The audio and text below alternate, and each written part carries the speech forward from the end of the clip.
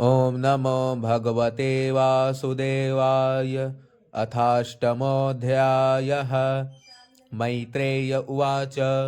सनकाद्या नारदश्च ऋभुर्हंसोरुनिर्यतिः नैते गृहान् ब्रह्मसुता ह्यावसन्नूर्ध्वरेतसः मृषा धर्मस्य भार्यासीद् दम्भं मायां च शत्रुहन् असूतमिथुनं तत्तु निर्ऋतिर्जगृहे प्रजः तयोः समभवल्लोभो निकृतिश्च महामते ताभ्यां क्रोधश्च हिंसा च यद्दुरुक्तिः स्वसा कलिः दुरुक्तौ कलिराधत्त भयं मृत्युं च सत्तम तयोश्च मिथुनं जज्ञे यातना निरयस्तथा संग्रहेण मयाख्यातः प्रतिसर्गस्तवानघ त्रिः श्रुत्वैतत्पुमान् पुण्यं विधुनोत्यात्मनोमलम् अथातः कीर्तये वंशं पुण्यकीर्तेः कुरुद्वः स्वायम्भुवस्यापि मनोर्हरेरंसांस जन्मनः प्रियव्रतोत्तानपादौ शतरूपापतेः सुतौ वासुदेवस्य कलया रक्षायां जगतः स्थितौ जाये उत्तानपादस्य सुनीतिः सुरुचिस्तयोः सुरुचिः प्रेयसी पत्युर्नेतरा यत्सुतो ध्रुवः एकदा सुरुचेः पुत्र मङ्कमारोप्य लालयन् उत्तमं नारुरुक्षन्दं ध्रुवं राजाभ्यनन्दत तथा चिकीर्षमाणं तं सपत्न्यास्तनयं ध्रुवं सुरुचिः शृण्वतो राज्ञः शीर्ष्यमाहाति गर्विता न वत्स नृपतेर्धिष्ण्यं भवानारोढुमर्हति न गृहीतो मया यत्त्वं कुक्षावपि नृपात्मजः बालोऽसि बत नात्मान मन्यस्त्रीगर्भसम्भृतं नूनं वेद भवान् यस्य दुर्लभेऽर्थे मनोरथः तपसाराध्य पुरुषं तस्यैवानुग्रहेण मे गर्भे त्वं साधयात्मानं यदिच्छसि नृपासनं मैत्रेय उवाच मातुः सपत्न्या सदुरुक्तिविद्धः स्वसनृषा दण्डहतो यथा हित्वामि सन्तं पितरं सन्नवाचं जगाम मातुः प्ररुदन् सकाशं तन्निःश्वसन्तं स्फुरिताधरोष्ठं सुनीतिरुत्सङ्ग उदूह्य बालं निशम्य तत्पौरमुखान्नितान्तं साविव्यथे यद्गदितं सपत्न्या सोत्सृज्य धैर्यं विललापशोक दावाग्निना दावलतेव बाला वाक्यं सपत्न्याः स्मरति सरोज श्रियादृशा बाष्पकलामुवाह दीर्घं श्वसन्ते वृजिनस्य पार मपश्यते बालकमाह बाला मामङ्गलं तात परे सुमंस्था भुङ्क्ते जनो यत्परदुःखदस्तत् सत्यं सुरुच्याभिहितं भवान् मे यद्दुर्भगाया उदरे गृहीतः स्तन्येन वृद्धश्च विलज्जते यां भार्येति वा वोढुमिडस्पतिर्माम् आतिष्ठतत्तात विमत्सरस्त्व मुक्तं समात्रापि यदव्यलीकम् आराधयाधोक्षजपादपद्मं यदिच्छसे ध्यासनमुत्तमो यथा यस्याङ्घ्रिपद्मं परिचर्य विभावनायात्तगुणाभिपत्तेः अजोऽध्यतिष्ठत् खलु पारमेष्ठ्यं पदं जितात्मा श्वसनाभिवन्द्यं तथा मनुर्वो भगवान् पितामहो यमेकमत्या पुरुदक्षिणैर्मखैः इष्ट्वाभिपेदे दुर्वापमन्यतो भौमं सुखं दिव्यमथापवर्ग्यं तमेव वत्साश्रयभृत्य वत्सलं मुमुक्षुभिर्मृग्य पदाब्जपद्धतिम् अनन्यभावे निजधर्मभाविते मनस्यवस्थाप्य भजस्व पूरुषं नान्यं ततः पद्मपलासलोचनात् दुःखच्छिदं ते मृगयामि कञ्चन यो मृग्यते हस्तगृहीतपद्मया श्रियेतरैरङ्गविमृग्यमानया। मैत्रेय उवाच एवं सञ्जल्पितं मातुराकर्ण्यार्थागमं वचः सन्नियम्यात्मनात्मानं निश्चक्राम पितुः पुरात्। नारदस्तदुपाकर्ण्य ज्ञात्वा तस्य चिकीर्षितं स्पृष्ट्वा मूर्धन्यगग्नेन पाणिना प्राह विस्मितः अहो तेजः क्षत्रियाणां मानभङ्गममृष्यताम्। बालोऽप्ययं हृदा धत्ते यत्समातुरसद्वचः। नारद उवाच नाधुनाप्यवमानं ते सम्मानं वापि पुत्रक। लक्षयामः कुमारस्य सक्तस्य क्रीडनादिषु विकल्पे विद्यमानेऽपि न ह्यसन्तोषहेतवः। पुंसो मोहमृते भिन्ना यल्लोके निजकर्मभिः परितुष्येत्ततस्तात तावन्मात्रेण पूरुषः। दैवोपसादितं यावद् वीक्ष्येश्वरगतिं बुधः अथ मात्रोपदिष्टेन योगेनावरुरुत्ससि यत्प्रसादं स वै पुंसां दुराराध्यो मतो मम। मुनयः पदवीं यस्य निःसङ्गेनोरुजन्मभिः न विदुर्मृगयन्तोऽपि तीव्रयोगसमाधिना। अतो निवर्ततामेष निर्बन्धस्तव निष्फलः यतिष्यति भवान् काले श्रेयसां समुपस्थिते। यस्य यद्दैव विहितं स तेन सुखदुःखयोः आत्मानं तोषयन् देहि तमसः पारमृच्छति। गुणाधिकान्मुदं लिप्से दनुक्रोशं गुणाधमात् मैत्रीं समानादन्विच्छेन्नातापैरभिभूयते।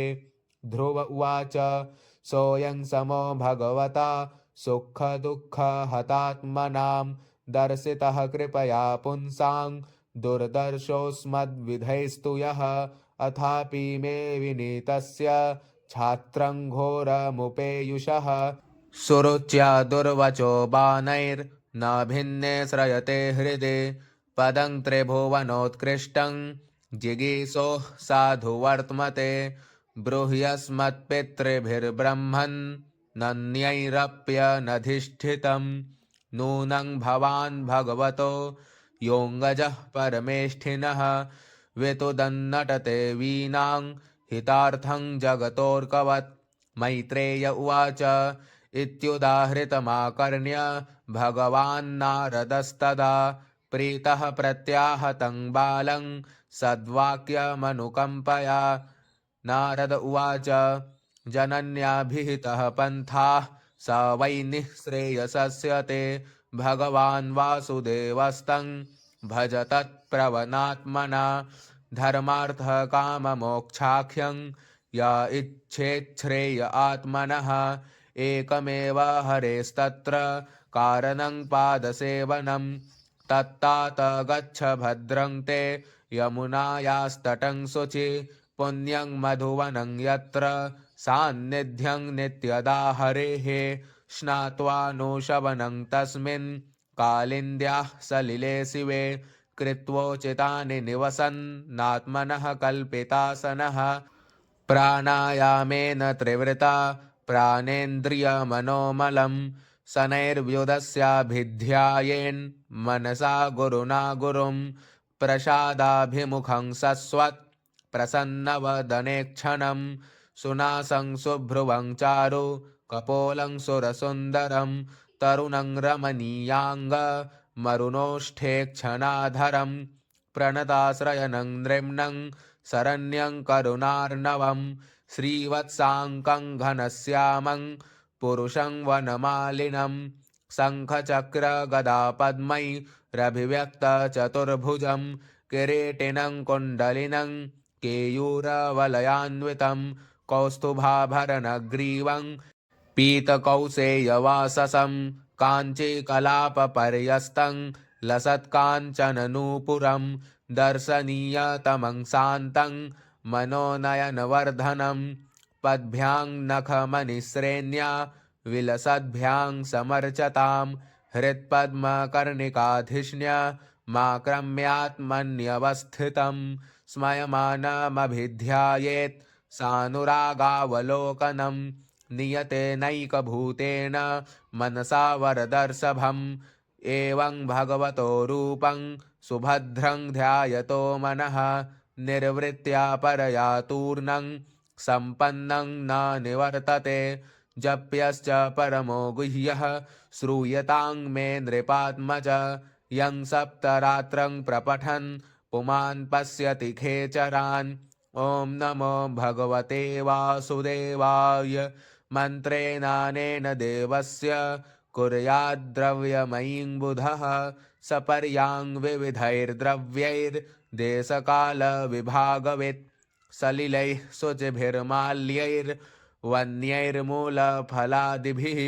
शस्ताङ्कुरांशुकैश्चार्चेत् तुलस्या प्रियया प्रभुं लब्ध्वा द्रव्यमयीमर्चां छित्यं वा दिषु वार्चयेत् आभृतात्मा मुनिः शान्तो यतवाङ्मितवन्यभुक् स्वेच्छावतारचरितैरचिन्त्य निजमायया करिष्यत्युत्तमश्लोकस्तद्ध्यायेद्धृदयङ्गमम् परिचर्या भगवतो यावत्यः पूर्वसेविताः ता मन्त्रहृदयेनैव प्रयुञ्ज्यान्मन्त्रमूर्तये एवं कायेन मनसा वचसा च मनोगतं परिचर्यमानो भगवान् भक्तिमत्परिचर्यया पुंसा ममायिनां सम्यग् भजतां भाववर्धनः श्रेयो दिशत्यभिमतं यद्धर्मादिषु देहिनां विरक्तश्चेन्द्रियरतौ भक्तियोगेन भूयसा तन्निरन्तरभावेन भजेताद्धा विमुक्तये एत्योक्तस्तन्परिक्रम्य प्रणम्य च नृपार्भकः ययौ मधुवनं पुण्यं हरेश्चरणचर्चितं तपोवनं गते तस्मिन् प्रविष्टोऽन्तः पुरं मुनिः अर्हितार्हनको राज्ञा सुखासीन उवाच तं नारद उवाच राजन् किं ध्यायसे दीर्घं मुखेन परिशुष्यता किं वा न रिष्यते कामो धर्मो वार्थेन संयुतः राजोवाच सुतो मे बालको ब्रह्मन् स्त्रैणेनाकरुणात्मना निर्वासितः पञ्चवर्षः सह मात्रा महान् कविः अप्यनाथं वने ब्रह्मन् मास्मादन्त्यर्भकं वृकाः श्रान्तं शयानं क्षुधितं परिम्लानमुखाम्बुजम् अहो मे बत दौरात्म्यं स्त्रीचितस्योपधारय योऽङ्कं प्रेम्णारुरुक्षन्तं नाभ्यनन्दमसत्तमः नारद उवाच मामाशुचः स्वतनयं देवगुप्तं विशाम्पते तत्प्रभावमविज्ञाय प्रावृङ्क्ते यद्यशो जगत् सुदुष्करं कर्म कृत्वा लोकपालैरपि प्रभुः एष्यत्यचिरतो राजन् यशो विपुलयंस्तव मैत्रेय उवाच इति देवर्षिणा प्रोक्तं विश्रुत्य जगतीपतिः राजलक्ष्मीमनादृत्य पुत्रमेवान्वचिन्तयत् तत्राभिषिक्तः प्रयतस्तामुपोष्य विभावरीं समाहितः पर्यचर दृश्यादेशेन पूरुषम् त्रिरात्रान्ते कपित्थबदरासनः आत्मवृत्त्यनुसारेण मासं निन्येऽर्चयन् हरिं द्वितीयं च तथा मासं षष्ठेर्भको दिने तृणपर्णादिभिः शीर्णैः कृतान्नोऽभ्यर्चयद्विभुम् तृतीयं चानयन्मासं नवमे हनि अभ्भक्ष उत्तमश्लोकमुपाधावत्समाधिना चतुर्थमपि वै मासं द्वादशे हनि वायुभक्षो जितश्वासो ध्यायन् देवमधारयत् पञ्चमे मास्यनुप्राप्ते जितश्वासो नृपात्मजः ध्यायन् ब्रह्मपदैकेन तस्थौ स्थाणुरिवाचलः सर्वतो मन आकृष्य हृदि भूतेन्द्रियाशयं ध्यायन् भगवतो रूपं नाद्राचीत् किञ्चना परम् आधारं महदादीनां प्रधानपुरुषेश्वरं ब्रह्मधारयमानस्य त्रयो लोकाश्च कम्पिरे यदैकपादेन स पार्थिवार्भकस्तस्थौ तदङ्गुष्ठनिपीडिता मही न नाम तत्रार्धमिभेन्द्रधिष्ठिता तरीव सव्येतरतः पदे पदे तस्मिन्नभिध्यायति विश्वमात्मनो द्वारं निरुध्यासुमनन्यया धिया लोका निरुच्छ्वास निपीडिता भृशं सलोकपालाः शरणं ययुर्हरिं देवा ऊचुः नैवं विदामो भगवन् प्राणरोधं चराचरस्याखिलसत्त्वधाम्नः विधेहि तन्नो वृजिनाद्विमोक्षं प्राप्ता वयं त्वां शरणं शरण्यं श्रीभगवानुवाच मा भैष्टबालं तपसो दुरत्ययान् निवर्तयिष्ये प्रतियात स्वधाम यतो हि वः प्राणनिरोध आसीत् दौत्तानपादिर्मयि संगतात्मा। ओम जय जय श्रीमद्भागवते महापुराणे पारमहंस्यां संहितायां चतुर्थस्कन्धे ध्रुवचरितेष्टमोत्सवः। श्रीकृष्णार्पणमस्तु।